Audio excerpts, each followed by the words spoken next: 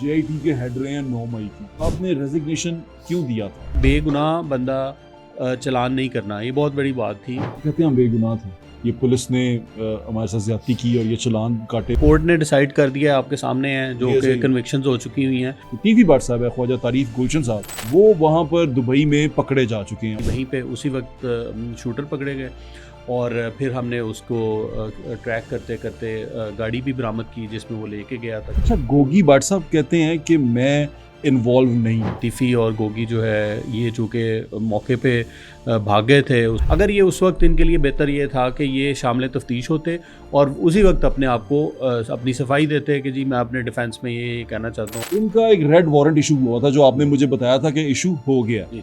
वो इशू एकदम से रेड वारंट खत्म कैसे हो गया? अभी जो चलान है इन दोनों साहिबान के खिलाफ, क्योंकि अभी तो मुलजिम है, तो ये 512 का चलान है। 512 का चलान है जो कि 109 और 512 109 512 का चलान है जो कि इश्तिहारी और प्लानिंग का, कॉन्स्पिरेसी का, इनका वो वेटमेंट का चलान है। इसकी मैक्सिमम तो सजा कितनी है? मर्डर की सज़ा जो है वो डेथ सेंटेंस है और या लाइफ इम्प्रिजनमेंट है, तो वही सज़ा 109 पे भी अप्लाई करती है। अब वो वहाँ तीफी बाट साहब गिरफ्तार हो चुके हैं।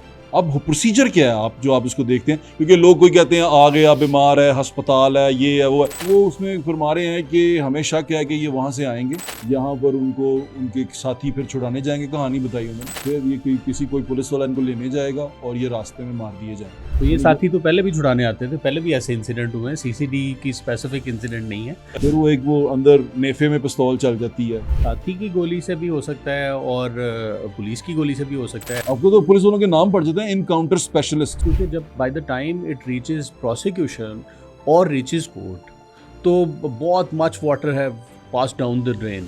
ये चीज़ को जस्टिफाई करती है कि एक्स्ट्रा जुडिशियल किलिंग हो जाए। अच्छा, मैंने वो सुना है कि उन अकाउंट्स में कुछ ट्रांजैक्शन किसी सियासी पार्टी की एक बहुत बड़ी खातून, बड़ी तो नहीं, एक्टिव खातून की भी थी। पुलिस के लिए इतना सरप्राइजिंग होगा कि उसके रैकेट के 3 अफराद बिल्कुल क्लोज मिस हुए पुलिस से। ये ड्रग्स की जब बात कर रहे हैं हम, इस ड्रग्स के अंदर पार्टीज आजकल और बहुत ज़्यादा होती हैं। एक 4 दीवारी है, उसके अंदर जाने के लिए पुलिस को पहले क्या चाहिए? किस तरह पुलिस इन्वेड कर सकती है? प्राइवेट पार्टी के अंदर मैं घर की 4 दीवारी के अंदर नहीं जा सकता। आजकल लड़के लड़कियां पकड़ लेते हैं, फिर पुलिस वाले उनकी थानों में वीडियोस बनाते हैं। जब तक किसी को कसूरवार साबित नहीं कर लेते, उससे पहले उनकी वीडियोस बना के ऑन एयर करना ये अनएथिकल भी है और इलीगल है।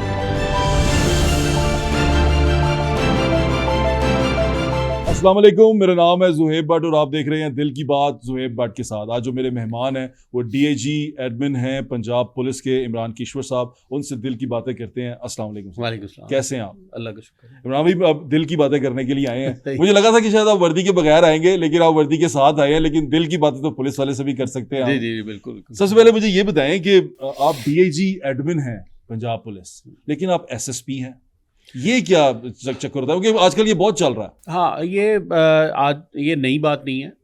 उसकी वजह ये कि प्रोविज़न पुलिस रूल्स के अंदर ऑलरेडी मौजूद हैं। पुलिस रूल्स में आपको सबको शायद हैरत होगी इस बात की कि एसएचओ जो है वो लिखा हुआ है पुलिस रूल्स के अंदर एक मिनिमम सब इंस्पेक्टर रैंक का होगा, तो sub inspector and inspector SHO हो जाते हैं। जी, इसी तरह एलिवेटेड पोस्ट पे जो है वो चार्ज भी दिया जा सकता है लुक आफ्टर का, और सब्सटेंटिव चार्ज भी दिया जा सकता है और पोस्टिंग भी हो सकती है।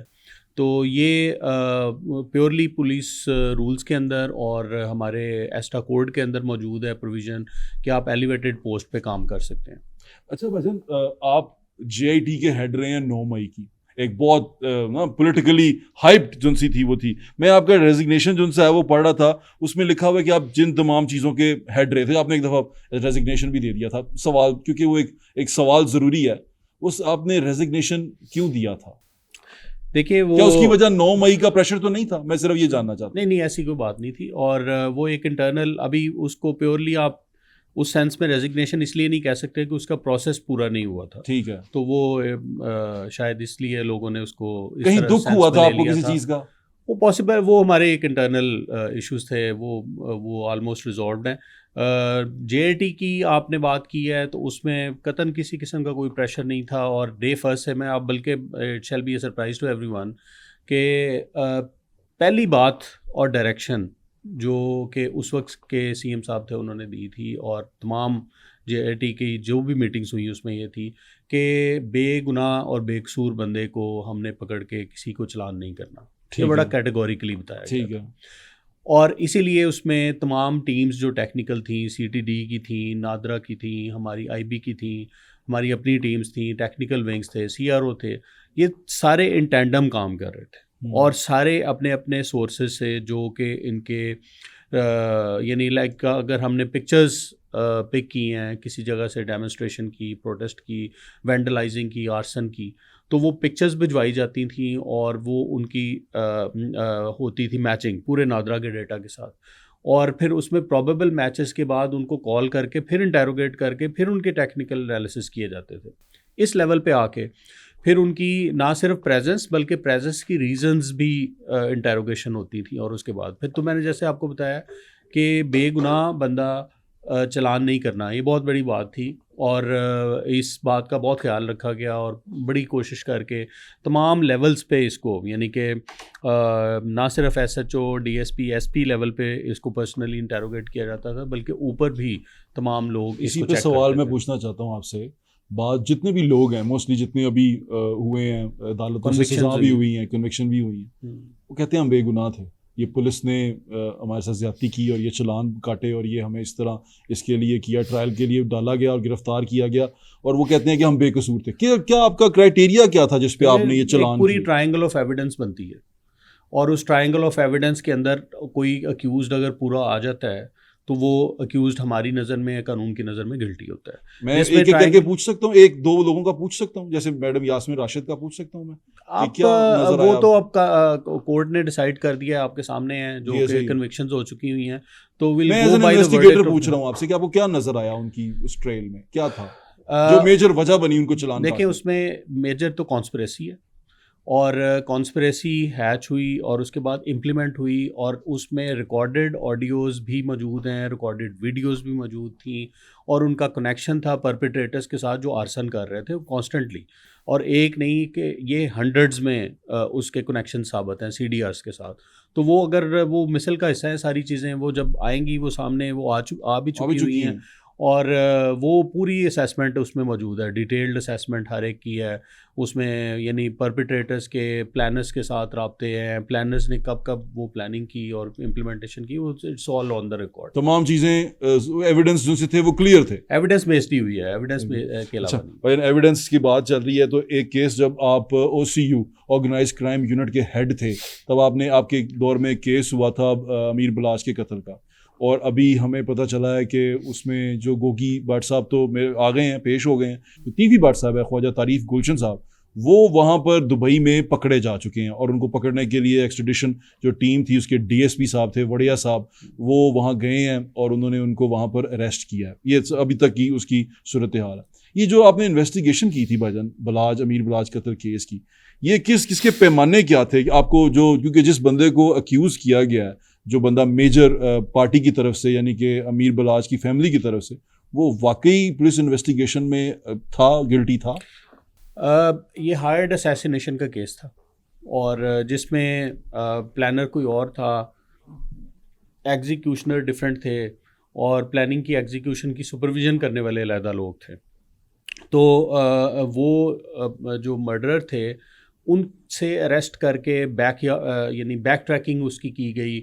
ऑफ कोर्स उनको पहुंचने के लिए हमें अलहदा टेक्निकल एविडेंस की ट्रेल से गुजरना पड़ता है कि आप सीसीटीवी कैमरास की फॉरवर्ड बैकवर्ड ट्रैकिंग करते हैं, जियो फेंसिंग करते हैं, चीज़ें देखते हैं, उनमें और मशकूक चीज़ें देखी जाती हैं, और फिर उसको हम देखते हैं कि पीछे हिस्ट्री में किस तरह की इनकी सस्पिशियस एक्टिविटीज़ थी, उन सब को भी वॉच करना पड़ता है। फिर ह्यूमन एविडेंस भी है, ह्यूमन इंटेलिजेंस भी है, वो हम पहुंच जाते हैं जो एक्चुअल एग्जीक्यूशनर है, जो शूटर है, वहाँ तक। और फिर शूटर से फिर हम ट्रैक करते हैं उसकी इंटेरोगेशंस के थ्रू, इन्वेस्टिगेशंस के थ्रू, कि एक्चुअल प्लानिंग में किसने पार्टिसिपेट किया और कॉन्स्पिरेसी कैसे हुई और किस तरह से इम्प्लीमेंट किया गया। तो ये तमाम स्टेजेस जो थी वो जब हम उसको लीड कर रहे थे तो कोइंसिडेंटली वहीं पे उसी वक्त शूटर पकड़े गए और फिर हमने उसको ट्रैक करते करते गाड़ी भी बरामद की जिसमें वो लेके गया था शूटर्स को, और वहाँ पे जो फायरिंग की पिस्टल भी बरामद हुई, और फिर उसके बाद जो जो उसमें लोग इन्वॉल्व थे वो अनर्थ हुए, और जिसमें ये तीफी और गोगी जो है ये चूँकि मौके पे भाग गए थे उसके बाद। अच्छा, गोगी भाट साहब कहते हैं कि मैं इन्वॉल्व नहीं हूँ। उन्होंने बड़ा कुरान पे हाथ रख के, उन्होंने ईमानी कुरानी कहा, उन्होंने कहा मेरे सब वो भी हैं, लोग भी हैं। क्या आपकी इन्वेस्टिगेशन ये शो करती है कि ये शामिल नहीं है? देखिए इस पे मैं कमेंट इसलिए नहीं करूँगा क्योंकि अब वो आ गए हैं, शामिल तफ्तीश हो चुके हैं। ठीक है।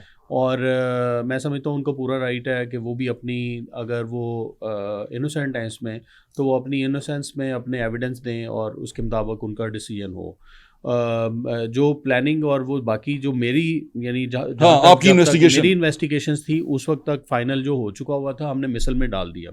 अगर ये उस वक्त इनके लिए बेहतर ये था कि ये शामिल तफ्तीश होते और उसी वक्त अपने आप को अपनी सफाई देते कि जी मैं अपने डिफेंस में ये कहना चाहता हूँ, और इसमें या ये 109 के मुझे था ना इसमें प्लानिंग में, तो क्या ये 109 के अंदर उस वक्त प्रूव हो रहे थे जब आपने इन्वेस्टिगेशन? उस वक्त तक तो डायरेक्ट एविडेंस उस वक्त तक हमारे पास नहीं आया था, क्योंकि अब ये सामने आए हैं तो अब तफ्तीश जीआईटी डिफरेंट, यानी उस वक्त डायरेक्ट एविडेंस कोई नहीं था आपके पास? उस वक्त नहीं था, लेकिन ये चूंकि बाद में आए और बाद में अब जीआईटी बनी है तो असेसमेंट ज़ाहिर है उन्होंने रीअसेसमेंट अपनी कर, क्योंकि मैं ये इसलिए पूछ रहा हूँ भाईजान कि उन्होंने, जब मैंने उनका पॉडकास्ट किया, उनके साथ बैठा, उन्होंने कहा कि आपके दौर तक जो इन्वेस्टिगेशन होती रही उसमें वो गिल्टी नहीं थे इसके अंदर, उनपे सिर्फ ये था कि हम इसमें से गुजर रहे थे, वो गाड़ी वहां से गुजरी और इस तरह करके वो गाड़ी उसके इलाके से गुजरी। मैं आपसे ये जानना चाहता हूँ, क्या ये जो शख्स हैं गोगी भाट साहब, ये अकील भाट साहब, ये ख्वाजा अकील साहब, ये क्या उसके अंदर गिल्टी थे जब तक आपकी इन्वेस्टिगेशन थी? उस वक्त तक मैंने जैसे पहले भी बताया कि डायरेक्ट एविडेंस कोई नहीं मिला था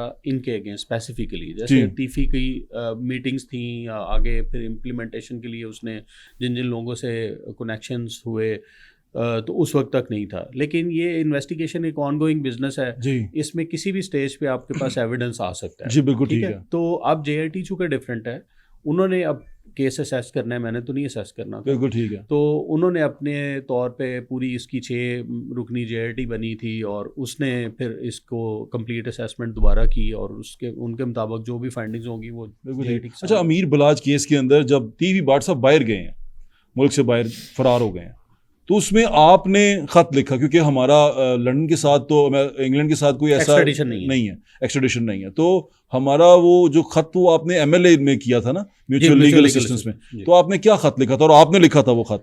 जी मैंने लिखा था और उसमें हमने उनसे असिस्टेंस मांगी थी in terms of the fact कि ये जो तीफी है इसका ये पास्ट रिकॉर्ड है, क्रिमिनल रिकॉर्ड, और it is not only wanted to us but also dangerous to the society, peace and security there for their country as well.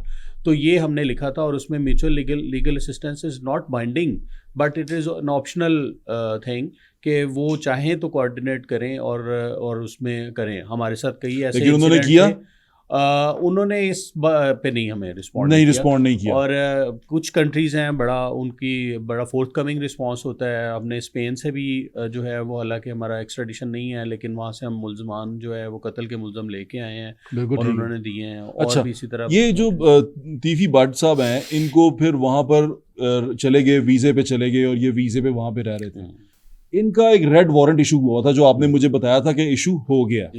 वो इशू एकदम से रेड वारंट खत्म कैसे हो गया? ये जिस वजह से ये फ्लाई किए लंदन से, ये फ्लाई किए वहां पर दुबई के लिए, ये रेड वारंट खत्म हुआ था? नहीं, रेड वारंट खत्म नहीं होता। रेड वारंट की लाइफ परमानेंट जब तक वो रेड वारंट के अक्यूज्ड अरेस्ट नहीं होता या कोर्ट के सामने अपने आप को सरेंडर नहीं करता। ये रेड वारंट 2 सूरतों में हो सकता है। कोर्ट में अगर वहाँ पे जाके अप्लाई करे कि ये मैं आपकी कोर्ट को सरेंडर करता हूँ, किसी भी कंट्री में हो, और वो कहेगा कि जी मैं सरेंडर करता हूँ और मैं प्रोसीड करना चाहता हूँ इस पर कि मेरा रेड वारंट सस्पेंड करें और मैं अपने हक में जो भी एविडेंसेस होंगे मैं कोर्ट प्रोसीजर को फॉलो करूँगा, तो उस सूरत में कोर्ट की प्रीरोगेटिव है कि वो उसको सस्पेंड कर सकती है रेड वारंट को, और फिर इंटीमेट कर देती है इंटरपोल के थ्रू। ऐसी इंटीमेशन यहाँ पे नहीं आई हमारे पास कि रेड वारंट सस्पेंड हुआ हो। तो फिर वो ट्रैवल कैसे किए? रेड वारंट देखिए वहाँ पे तो हमारा एक्स्ट्राडिशन चूँकि नहीं है तो वो ट्रैवल कर सकता है यूके में, तो यूएई के साथ हमारी एक्स्ट्राडिशन एग्रीमेंट है, तो क्योंकि वहाँ हमारी पे खबर के मुताबिक उनका रेड वारंट एक दफ़ा ख़त्म हुआ है और वो जब ट्रेवल किए हैं दोबारा दुबई ये में, तो मुमकिन है वहाँ- कि वो, चूंकि मेरे नॉलेज में नहीं है ये हाँ। बात, ये मुमकिन है कि उन्होंने वहाँ पे किसी कोर्ट से ऑर्डर लिया हो रेड वारंट सस्पेंशन का, और वो हो सकता है, उसमें पॉसिबिलिटी होती है कि अच्छा। रेड वारंट सस्पेंड हो और फिर पॉलिटिकल प्रेशर पे नहीं हो सकता क्या ये रेड वारंट? नहीं, बाहर की अदालतों ने, नहीं, हमारे यहाँ से, हमारे यहाँ से नहीं खत्म हुआ, क्योंकि मैं किसी का वीलॉग सुन रहा था, उन्होंने कहा कि कोई सहाफ़ी हैं, सीनियर सहाफ़ी हैं इस्लामाबाद में, उन्होंने हेल्प करके ये ख़त्म करवाया था, ऐसा हुआ? ऐसा मेरे नॉलेज में तो नहीं है, लेकिन ऐसा इंसिडेंट यानी it's a rare incident that you mention. अगर ऐसा हुआ हो तो ये रेयर है। ये हो नहीं सकता, ठीक है। मतलब रेड वारंट हमने तो अपनी लाइफ में नहीं देखा कि ऐसे ही सस्पेंड होके तो बंदा जो ऐसे सस्पेंड नहीं होता। तो ये अब जो इनकी गिरफ्तारी हुई जब है, तक कोर्ट के सामने आप सरेंडर ना करें, जब तक पुलिस के सामने आप सरेंडर ना करें, या जब तक फॉरेन कोर्ट में किसी में एक अदालत में आप सरेंडर ना करें, तो उस वक्त तक रेड वारंट सस्पेंड नहीं हो सकता। मेरी इंफॉर्मेशन के मुताबिक ना इनका जो वीज़ा था वो 28 तक था, यानी कि 2028 तक इंग्लैंड का वीज़ा इनके पास है। तो ये सिर्फ इन आउट के लिए आए थे दुबई, और इसमें यहाँ पर ये पकड़े। आपको कुछ इंफॉर्मेशन है कि मैं I am not privy to the circumstances since I am posted as admin DIG here, तो इसलिए फिर जो रिलायबल सोर्सेज हैं मेरे पास उस तरह से नहीं है, लेकिन जो स्टोरी जो पहुंची थी वो इसी तरह की बताई जा रही है। अच्छा भाईजान, ये जो चलान आपने काटा कि you are an expert in चलानिंग, आपको पता है कि कौन सी सेक्शन किस तरह लगनी चाहिए और कैसे कैसे होनी चाहिए, जब ये इन्वेस्टिगेशन की गई, अभी जो चलान है इन दोनों साहिबान के खिलाफ, क्योंकि अभी तो मुलजिम है, तो ये 512 का चलान है, 512 का चलान है, जो कि 109 और 512 109 512 का चलान है, जो कि इश्तिहारी और प्लानिंग का, कॉन्स्पिरेसी का, इनका वो अबैटमेंट का चलान है। इसकी मैक्सिमम सजा कितनी है? अबैटमेंट में सजा तो कोर्ट पे डिपेंड करती है, जितनी मैक्सिमम पनिशमेंट उस ऑफेंस की होती है उतनी ही अबैटमेंट की सजा होती है। अच्छा। हाँ, यानी अगर मर्डर की सजा जो है वो डेथ सेंटेंस है और या लाइफ इम्प्रिजनमेंट है, तो वही सजा 109 पे भी अप्लाई करती है, लेकिन इसके इंग्रेडिएंट्स को साबित करना ज़रा मुश्किल काम है। ठीक है। और वो बियॉन्ड एनी रीजनेबल डाउट साबित करने पड़ते हैं कोर्ट के अंदर कि ये इन्होंने प्लानिंग की और इन्होंने एग्जीक्यूशन की। एक और एक सेक्शन होती है 114 में फिज़िकली आप एक तो अबैट कर रहे हैं, मौके पे मौजूद नहीं, कहीं और मौजूद हैं, और वहाँ से आप अबैटमेंट करके भेज देते हैं कि मैं ए को बी को रसला दे के, चीज़ें दे के भेज देता हूँ, ठीक है, और वहाँ पे जाके एग्जीक्यूट कर देते हैं। This is 109। 114 ये है कि मैं खुद मौके पे चले जाता हूँ, खुद कुछ नहीं करता, लेकिन मैं बताता हूँ कि तुम इस तरफ खड़े होगे और यहाँ से फायर करोगे, मैं देखूंगा, तुम पहले फायर करोगे और तुम बाद में इसको कवर दोगे और फिर बाद में तुम फायर करोगे अगर वो बच जाता है तो ये जब ये होगा तो ये दिस इज 114 में फिजिकल होना जरूरी है। Physical presence on the crime scene is important. तो क्या 114 लगी है इनमें से? आई एम नॉट श्योर कि अभी 114 है, ये 114 नहीं है। और 512 जो सी है वो 512 इज एन ऑफेंस के जिसमें फ्यूजिटिव जो है वो पेश नहीं हुआ, यानी अक्यूज जो है वो तो बाद में लगेगी ना, वो भाग रहा है, और वो 512 का हम चलान इसलिए भेज देते हैं कि ये हमारे एब्सकॉन्डर फ्रॉम लॉ है, और जब ये आएगा तो फिर शामिल तफ्तीश होगा और फिर हम इसकी तफ्तीश करेंगे।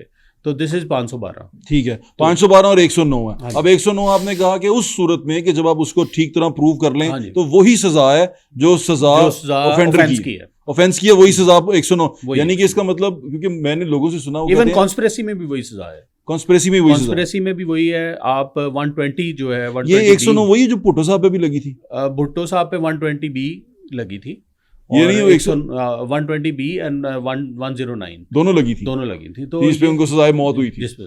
और ये जो सजा 109 है, क्योंकि मैं सजा बहुत यानी रेयर चांसेस होते हैं, मतलब लगी हैं, सजाएं हुई हैं 109 में, हमने मर्डर केसेस में सजाएं देखी हैं, लेकिन उसमें कम्यूट हो जाती है पनिशमेंट नॉर्मली, यानी जो परपेट्रेटर की पनिशमेंट अगर डेथ सेंटेंस है तो इनमें लाइफ इम्प्रिजनमेंट आ जाती है, अगर उनकी लाइफ इम्प्रिजनमेंट है तो उनकी 10 years पनिशमेंट आ जाती है, यानी कि होती है सजा, होती है 109 में सजा होती है, बट प्रेवलेंस ऑफ कन्विक्शन बहुत कम है, यानी कि दूसरे ऑफेंसेस से अगर वो कोई 90% चांसेस कम हो जाते हैं उस सजा के चांसेस कम हो जाते हैं 109 के अंदर। अच्छा चलें, ये क्योंकि ये जो सा केस था, इस सारे के अंदर ये दुश्मनी थी जी। उसके अंदर ये जिस तरह इसको देखा जा रहा था तो कहा जाता था कि 109 बड़ी कम लगी है, ये 109 जो सी है ये बनती नहीं है, लेकिन आपने तो वही लगानी है जो आपको उस वक्त नज़र आ रही है। देखिए, एक मौके पे मुल्ज़म नहीं है तो उसका तरीकाकार है ये कि आप पैडिंग करें केस को, पैड करके कहें कि नहीं जी वो मौके पे खड़ा हुआ था। एक तो ये तरीकाकार है। एज एन इन्वेस्टिगेटर हमारा फ़र्ज़ बनता है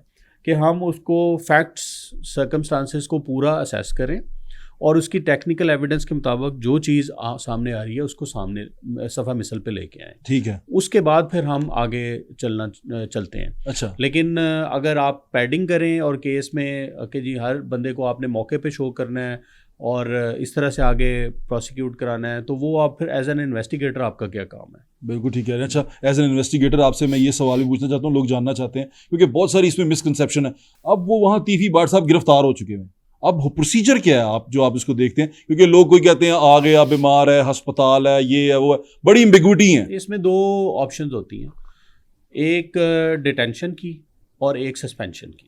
डिटेंशन की ऑप्शन है अगर आप लेट से वो अप्लाई करता है वहाँ पे लोकल कोर्ट में, यूएई में, दुबई में, कि मैं जाने के लिए तैयार हूँ, मैं अपना फेस करूँगा केस, लेकिन मेरा रेड वारंट सस्पेंड करें और मेरी जो है वो मुझे जो है अपने टाइम पे जाने की इजाज़त दें, रीज़नेबल टाइम दें और फिर मैं जाके अपना पेश हो जाऊँगा। एक तो ये, और ट्रैवल करने की इजाज़त दें।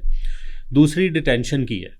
डिटेंशन में कोर्ट देखती है कि इसके ऑफेंस कितना ग्रेव है और क्या रीजनेबल चांसेस हैं इसके एब्सकॉन्डेंस के, भागने के। ये बाहर की कोर्ट देखती हाँ, है। बाहर की कोर्ट देखेगी, यानी कि ये यूएई में देखा हाँ, जाएगा। यूएई की, और इनिशियल असेसमेंट करते हैं वो केस की बहुत डिटेल्स नहीं देखेंगे। ठीक है। तो उस सूरत में वो डिटेंशन के ऑर्डर कर देंगे कि इसको यहीं पे डिटेन रखा जाए जब तक इनका कोर्ट प्रोसीडिंग और रेड वारंट की handing over, taking over accused की मुकम्मल नहीं होती। तो ये दो ऑप्शंस हैं इस पे ये, लेकिन अस्पताल भी भेज सकते हैं। हॉस्पिटल भेजने की कोर्ट के अंदर, लॉ के अंदर प्रोविजन नहीं है, या सस्पेंशन की है या डिटेंशन की। अच्छा भाई, इसका मतलब ये हुआ कि जो रेड वारंट है वहां की कोर्ट उसको सस्पेंड भी कर सकती है और उस पे सजा भी, डिटेन भी कर सकती है। रेड वारंट के ऊपर सस्पेंशन का इख्तियार अदालत को है। अदालत को है, दो ही है ऑप्शंस उसमें, या सस्पेंशन है या डिटेंशन है, दोनों कोर्ट ने डिसाइड करने हैं। और ये इंटरनेशनल कोर्ट करेगी, यानी कि यूएई की लोकल कोर्ट करेगी, और उसमें वो दोनों सूरतों में उनकी इख्तियार है कि वो जब कर देंगे तो उसको इंटीमेट करेंगे थ्रू एफआईए हमारे पास, और कि जी ये लेट से हमने ऑर्डर ये सस्पेंड कर दिया है फॉर 15 डेज़, फॉर 30 डेज़, और 30 डेज़ के अंदर ये प्रोसीड करेगा। और उसमें भी आप ट्रैवल बैन भी कर सकते हैं उसका, कि आप इधर ठहरना चाहते हैं, आपकी तबीयत ठीक नहीं है, या आप जेन्युइन इंटेंशन है आप ज्वाइन करना है, या ट्रैवल की इजाज़त भी दे सकती है कोर्ट कि ले जाएं।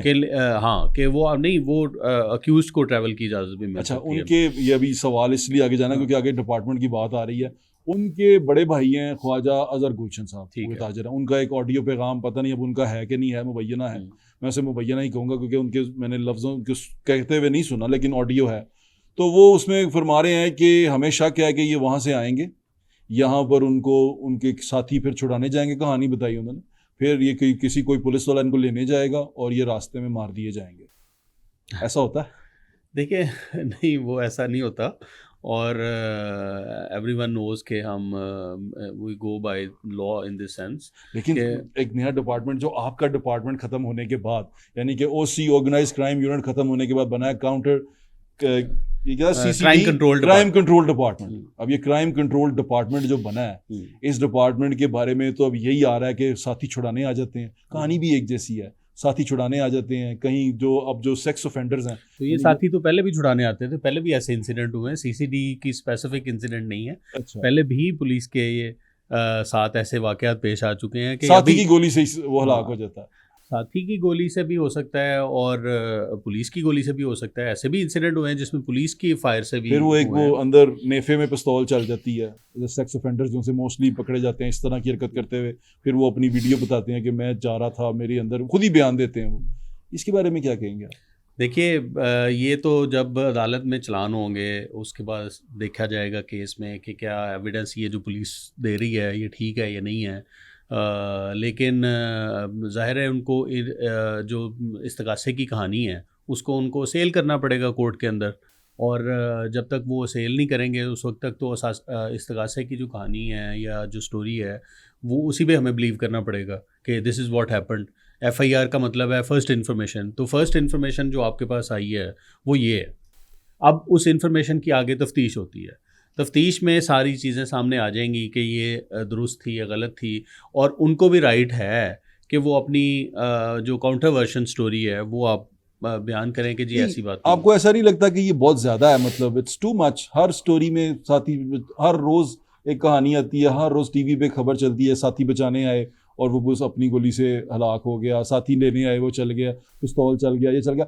अच्छा, वैसे इसका जो इम्पैक्ट है सोसाइटी के ऊपर वो थोड़ा सा पॉजिटिव है, लेकिन मैं बिल्कुल भी जस्टिफाई नहीं कर सकता ये चीज, एक्स्ट्रा जुडिशियल किलिंग किसी सूरत इसको जस्टिफाई नहीं किया जा सकता। It's a criminal act. देखें, एक मूट डिबेट है, और ये आज से नहीं, जब से हम सर्विस में आए उस वक्त से एग्जिस्ट कर रही है, ठीक है, कि आपको तो पुलिस वालों के नाम पड़ जाते हैं, इनकाउंटर स्पेशलिस्ट। हाँ, तो इसीलिए ना कि उसमें कुछ एक पेरेनियल डिबेट है कि ये चीज़ जो है वो aggressive policing in the sense कि इस तरह से जो रिज़ल्ट ओरिएंटेड है वो होनी चाहिए या नहीं होनी चाहिए। ये जो हमारी हैं कि जी आपने बताया कि जी स्टोरी ऑफ द प्रोसिक्यूशन है, तो ये आगे प्रोसिक्यूशन ने साबित करनी है इन द कोर्ट। लेकिन प्रोसिक्यूशन तो बड़ी कमज़ोर है हमारे मुल्क में। प्रोसिक्यूशन पे भी बड़े रिफॉर्म्स आने की ज़रूरत है, काम होने की ज़रूरत है। देखें, क्रिमिनल जस्टिस सिस्टम क्या है? क्रिमिनल जस्टिस सिस्टम का पहला नॉक है पुलिस, ठीक है। आपकी पुलिस है, प्रोसिक्यूशन है, कोर्ट्स हैं, प्रिजन है और पेरोल है। ये 5 एलिमेंट्स हैं और दे ऑल मेक ए पंच। तो जब तक ये पांचों एलिमेंट्स जो हैं वो मिल के क्रिमिनल जस्टिस सिस्टम को परफॉर्म नहीं करने देंगे, यानी उसमें डिलीवरेंस का लेवल उस लेवल पे नहीं जाएगा, तो उस वक्त तक रिजल्ट नहीं आ सकता सोसाइटी में। अभी तो पुलिसिंग जो है सिर्फ एक ही उंगली जो है वो मजबूत हुई हुई है, तो और वो उंगली हर बंदे को जा रही है। देखें, पुलिस पे एक्सपेक्टेशंस भी उसी लेवल की हैं लोगों की कि आप जो anyone coming to the police comes with a distressed frame of mind कि हम मुझे ये डिस्टर्बेंस है, मुझे ये प्रॉब्लम है, मुझे ये टेंशन है, तो वो एक्सपेक्ट ये करता है कि जब मैं पुलिस को नॉक करता हूँ, डोर को नॉक करता हूँ, तो मुझे कुछ रिलीफ मिलेगा। तो योर डिसीजन में gives instant relief, immediate relief. तो वो मेरे ख्याल में, क्योंकि जब by the time it reaches prosecution और रीचेस कोर्ट, तो बहुत मच वाटर है पास डाउन द ड्रेन, तो वो बहुत देर हो चुकी होती है। लिहाजा पुलिस से एक्सपेक्टेशंस हैं, तो पुलिस ने ही इस चीज़ को अचीव कर। ये चीज़ चीज़ को जस्टिफाई करती है कि एक्स्ट्रा जुडिशियल किलिंग हो जाए? No justification at all, no defence. मेरे ख्याल में हर चीज़ जो है वो by the laws, confines of law के अंदर होनी चाहिए। हाँ, अच्छा, बिल्कुल होनी चाहिए। अभी CCD की जो अभी रेपुटेशन है, इसके बारे में आपको क्या लगता है? ये OCU की माशाल्लाह CCD हैज़ डन वंडर्स। पहले OC देखें, it's a replication of OCU across Punjab. जी, ठीक है। ऑर्गेनाइज क्राइम यूनिट की जब सक्सेसेस देखी गई, क्योंकि ऑर्डिनरी जो पुलिस होती है ना, ये बात समझने के लिए सबको कि हम we are too over engrossed and over engaged in day to day activities and operations के फोकस्ड इन्वेस्टिगेशन और डिटेक्शन नहीं हो सकती। आपकी नाका की ड्यूटियां हैं, आपकी ऑपरेशनल ड्यूटीज़ हैं, आपकी पेट्रोलिंग ड्यूटीज़ हैं, आपकी VVIP ड्यूटीज़ हैं, आपकी सिक्योरिटी ड्यूटीज़ हैं। इवन आपको किसी का कोई सीवरेज का इशू भी हो जाए तो इलाके के लोग बाहर निकले, वो भी पुलिस का प्रॉब्लम है। तो ये सारी जो ड्यूटीज़ हैं मल्टीफेरियस, उसमें हमारे पास हमारी जो ऑर्डिनरी थाने की पुलिस है उसके पास इतना टाइम और इतनी डेडिकेशन या रिसोर्सेज नहीं होते, और दे आर टू एग्जॉस्टेड कि वो इस पे फोकस कर। तो ये एक डेडिकेटेड आउटफिट है जो कि इस पे काम कर रही है। रात को बैठ के तसल्ली से सारे एविडेंस को देखा जाता है, डिटेक्शन देखी जाती है कि are we heading in the right direction इस केस के अंदर, वेयर आर वी स्ट्रक। मैं अपने एक्सपीरियंस से बता रहा हूँ कि OCU के अंदर तो वो पूरी रात जब के हम देख रहे होते हैं। अपने एक्सपीरियंस से आपकी सक्सेस स्टोरी है एक, हाँ, जो बहुत बड़ी थी, जॉर्डन वाली। जी, जिसको आपने अरेस्ट कर लिया था। जी, जॉर्डन वाज अब्रॉड, थाईलैंड में था उस वक्त। अच्छा। और बाकी 6 फैमिली मेंबर्स उनके जो इस रैकेट में इन्वॉल्व थे, सारे अरेस्ट। आपने कामयाबी से उस रैकेट को पकड़ा था। उसी के बारे में बता दें, कितनी मुश्किलें आपको आई थी उसके अंदर, उस केस के अंदर? देखें, इतनी होती है कि अब उस यानी ऑर्डिनरी लोगों के लिए पुलिस के लिए इतना सरप्राइजिंग होगा कि उसके रैकेट के 3 अफराद बिल्कुल क्लोज मिस हुए पुलिस से। यानी कि पुलिस ने उसके राइडर ने लेट से हमारे एक बंदे को पकड़ा के जो कि जॉर्डन की डिलीवरी वाला बॉय था, लेकिन वो मौके पे चूँकि डिलीवरी दे के आ रहा था या जा रहा था, तो वो नहीं अनचेक्ड निकल गया। तो 2-3 इस तरह के इंसिडेंट हुए। लेकिन जो हमें टेक्निकल डिटेल्स को कनेक्ट करना पड़ा, आपको पता है 12 साल के बाद वो हम उस तक पहुंचे थे, रैकेट तक। वो 12 साल से ऑपरेट कर रहा था, तो वो पहुंचा तो नहीं था। तो हमें टेक्निकली इतना ज़्यादा कंफ्यूजिंग था कि जो डिलीवरी दे के आ रहा है, जो बुक करवा रहा है, वो भी गलत, वो भी जाली है। जो देने जा रहा है उसको नहीं पता वो किसका डिलीवरी लेके जा रहा है, क्यों लेके जा रहा है या क्या लेके जा रहा है। ठीक है। और फिर इंटरनेशनल रैकेट जो है वो किस तरह से काम करता था उनका, और डोमेस्टिक रैकेट कैसे काम करता था। फिर financial trail was very important कि पैसे कहाँ जा रहे हैं।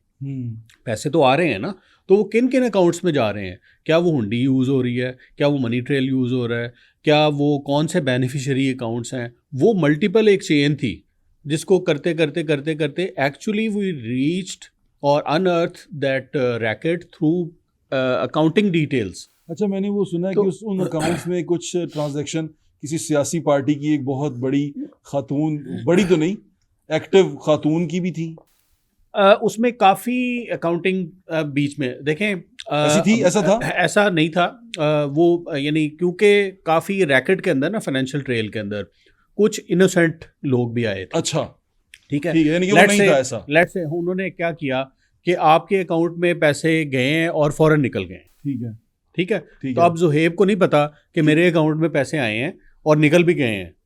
ठीक है ना। ठीक है। वो 5,000 आया और गलती से उन्होंने कहा कि जी ये फाइनेंशियल ट्रांजैक्शन बाउंस हो गई है। ठीक है ना। ठीक है। तो इस तरह की बाउंसिंग ट्रांजैक्शंस भी उसमें बहुत ज़्यादा यूज़ हो ठीक रही है। थी। तो हमें सस्पेशन ये थी कि बैंक का जो स्टाफ है वो शायद इन्वॉल्व है इसको बाउंस करने में, क्योंकि उस सूरत में हमें डायरेक्ट ट्रेल नहीं मिलती कि एक्चुअली बेनिफिशियरी कौन है। तो सियासी खातून इसलिए तो आपको लगता है इसलिए बेनिफिट ऑफ डाउट दे दें उसको? बेनिफिट ऑफ डाउट उसको बिल्कुल मिलना चाहिए, और इस तरह की चीज़ थी। लेकिन अच्छा। वो उसमें फिर हमने वो जब एक्चुअल कल्प्रिट हमने पकड़ लिए तो जाहिर है उसके बाद तो हमें कोई कसर नहीं थी कि हम उसको तफ्तीश करते और उस बाद में पता चलता। अच्छा भजन, ये ड्रग्स की जब बात कर रहे हैं हम, इस ड्रग्स के अंदर पार्टीज आजकल और बहुत ज़्यादा होती हैं।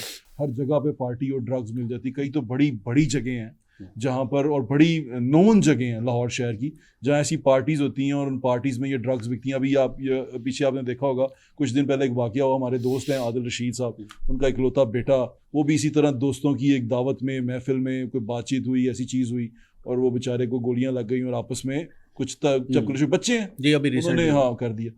ये पार्टीज और यंगस्टर्स तक जो ड्रग्स पहुंचती है, और जो स्पेशली मैं पार्टीज की बात कर रहा हूँ जो घरों में या इन जगहों पे होती है, इनको रोकथाम कैसे हो सकती है? मैं हमेशा से कहता हूँ, अभी पुलिस में इतना एक्सपीरियंस हो चुका हुआ है कि जो लोकल पुलिस स्टेशन है वो ही इज़ द बेस्ट जज। लोकल पुलिस स्टेशन का SHO इज़ द बेस्ट जज इन द सेंस के उसको पता होता है कि ये पार्टीज़ अगर हो रही हैं इस तरह की, 1-2 तो इन अ ईयर तो इट्स ऑल राइट। ठीक है। और वो उस पर काम कर रहे हैं और उस पर हो रहा है, तो वो ये नहीं मैं जस्टिफाई कर रहा कि ऐसी पार्टीज़ ठीक हैं, बल्कि मैं ये कह रहा हूँ कि अगर वो 1-2 तो रूटीन कमेंट, अगर रूटीन में ऐसी पार्टीज़ हो रही हैं जिसमें ड्रग्स यूज़ हो रही है, तो SHO की कनाइवेंस या उसको रूल आउट नहीं किया जा सकता। उसका शामिल होना तो नहीं, मैं ये कह रहा हूँ कि अगर उसके नॉलेज में है तो एक्शन क्यों नहीं ले रहा। ठीक है। अगर है एक्शन तो उसको first responder is the SHO and the police station. ठीक है। ठीक है। उनको सबसे पहले पता होना चाहिए क्योंकि उनकी पेट्रोलिंग है, उनका एरिया है और उनकी चौकियाँ हैं, उनके डॉल्फिन स्क्वाड है, उनके राइडर्स हैं, वो सारी चीज़ें हैं, वो उनको देख के उनको रिस्पॉन्ड करना चाहिए। और फिर ये है कि ज़ाहिर है जब अगर हाई प्रोफाइल पार्टीज़ होंगी तो हाई प्रोफाइल लोग होंगे, तो मेरे ख्याल में वो प्रेशर को भी बर्दाश्त करने के लिए आपको पूरा एक रूथलेस ऑपरेशन करना पड़ेगा। उसमें सीनियर्स को भी इन्वॉल्व होना चाहिए और वी शुड गेट अच्छा, टुगेदर। बात बताएं, जुरिस्डिक्शन की यहाँ बात आ जाती है।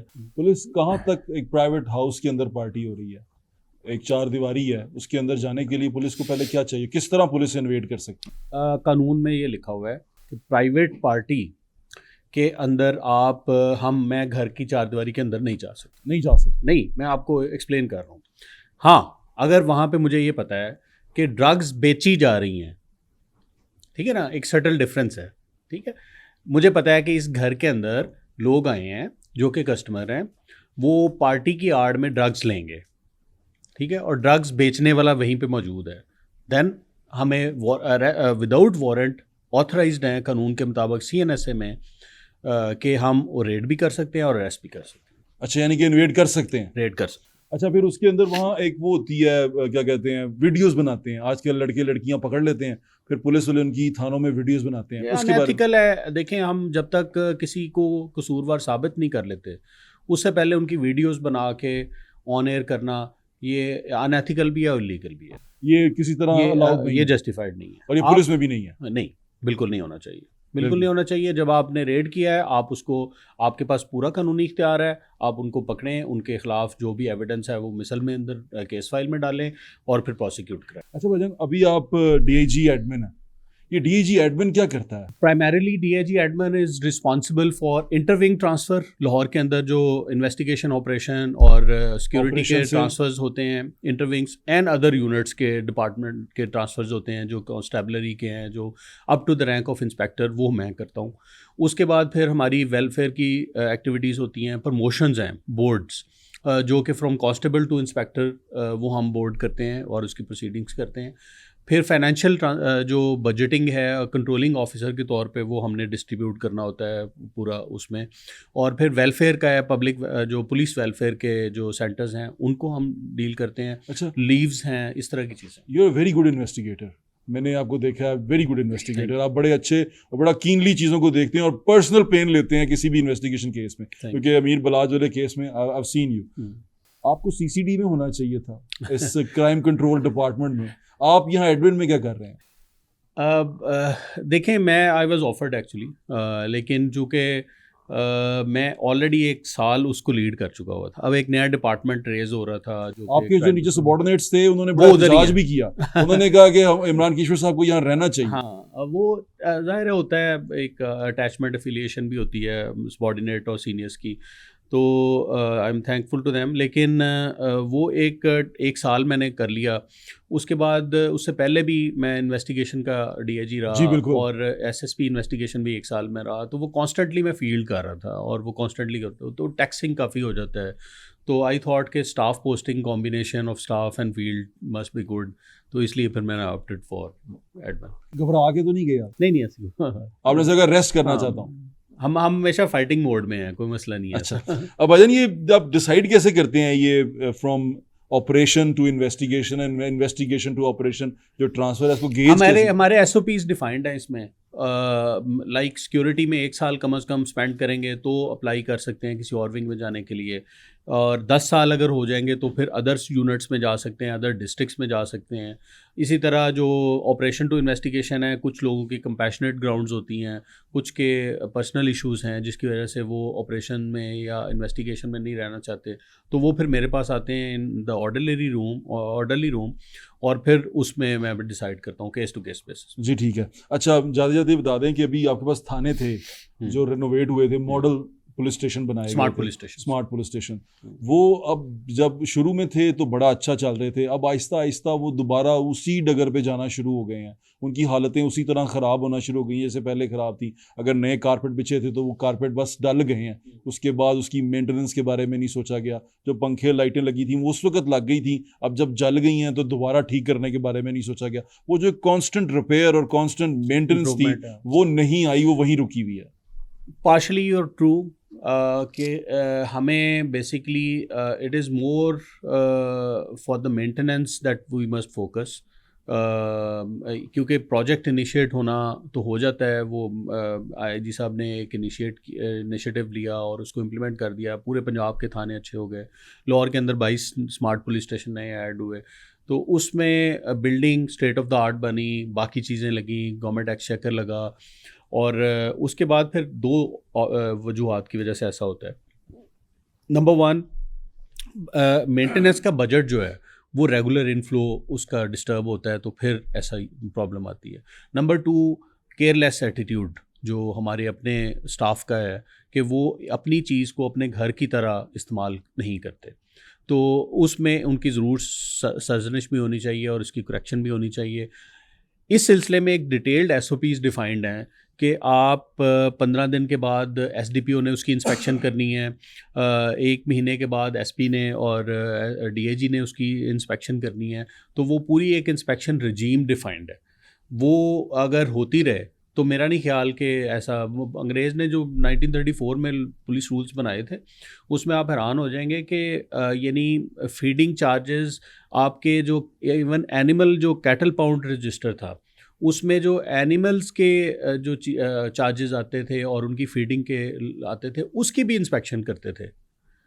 तो वो यानी कि इतनी डिटेल से उन्होंने एक होमवर्क किया हुआ था कि एक एक चीज़ जो थाने में आएगी उसकी किस तरह से केयर की जाएगी और किस तरह से उसकी मेंटेनेंस की जाएगी। अच्छा भाई, आखिरी सवाल, आपके जो दोस्त थे, कॉलीग्स, आपके जो बैचमेट थे, वो मोस्टली DIGs हो गए? मोस्टली नहीं, मेरे अभी बैच के 3 लोग रहते हैं। 3 लोग रहते हैं? 3 लोग। वो बाकी के जो हो गए हुए हैं वो आपके बैच के तो हो गए हुए हैं, उनमें से मेरे से मतलब लियाकत साहब भी हैं? हाँ, लियाकत साहब भी हैं। और कौन है? मुंज़र मेहदी साहब। मुंज़र मेहदी साहब भी हैं। तो आपकी बारी कब है? ये कमिंग बोर्ड में इंशाल्लाह, ये नवंबर में approximately board is. Are you hopeful? इंशाल्लाह। चले, हमारी नेक तमन्नाएं और दुआएं आपके साथ हैं। अल्लाह ताला आपको कामयाब करे। Very good investigator. आपके वक्त का बहुत बहुत शुक्रिया। थैंक यू सो मच भाई। मैं उम्मीद करता हूँ आपको शो पसंद आया होगा। अपने फीडबैक से हमें ज़रूर आगाह करें और जो हमारी कोई कमियां कुताहियां हैं वो ज़रूर लिखा करें मुहज़्ज़ब अंदाज़ में। अपना ख्याल रखें। इंशाल्लाह फिर मुलाकात होगी। अल्लाह हाफ़िज़। पाकिस्तान जिंदाबाद।